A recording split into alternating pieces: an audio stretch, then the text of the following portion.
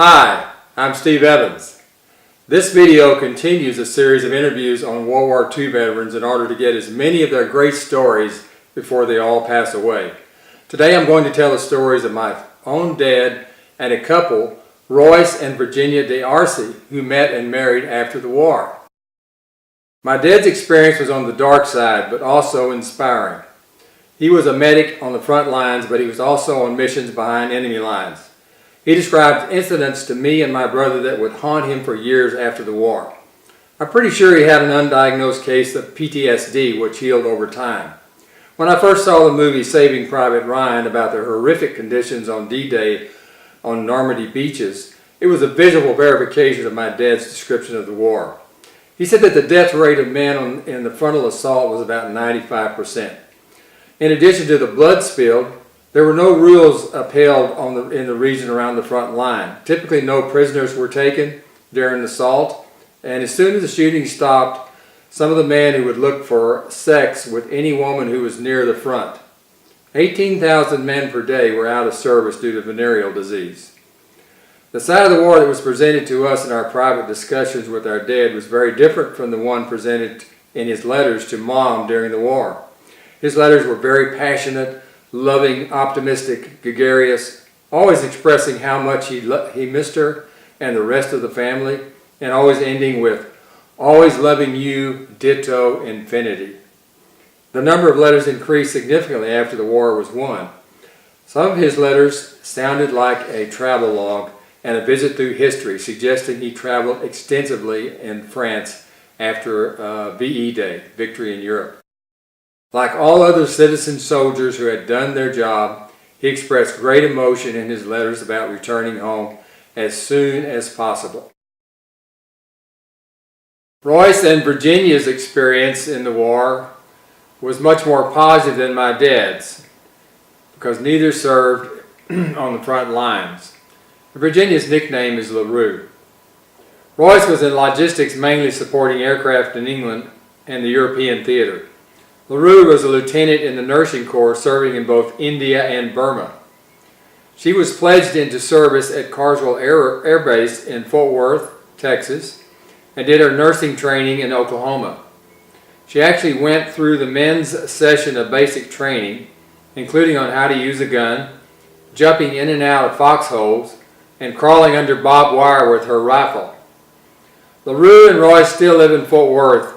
I interviewed her and Royce earlier this month at the home of her daughter, and she would like to tell you about some of her experiences during the war directly. Could you hold your picture up in front of you to show what you looked like when you were...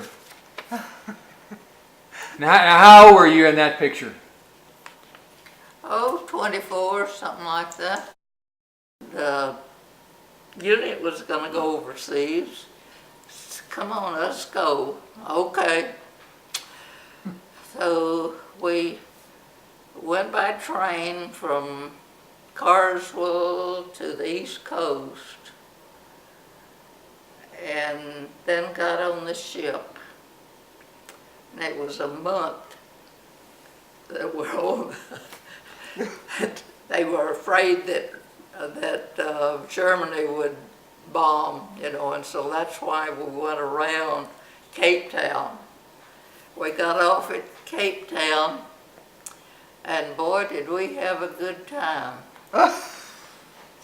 They have strong liquor.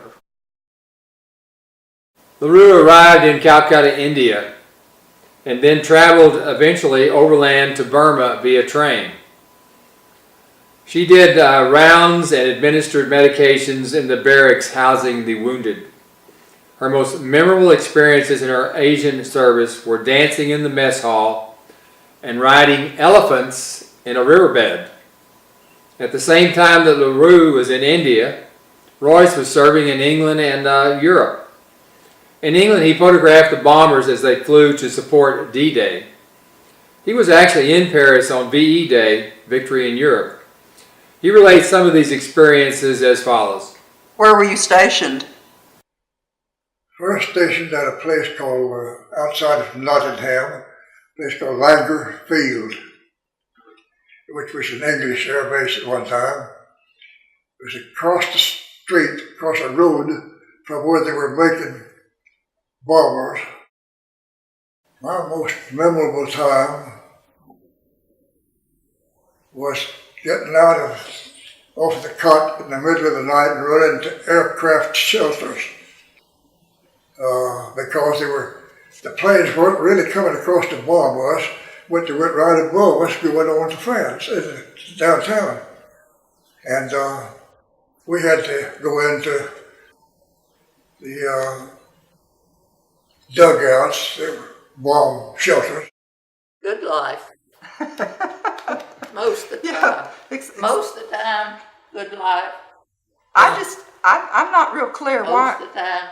Most of the time. What was the charm? He was good looking. Oh. She picked us up. Oh. He had hair back then. He had hair back then. He was good looking.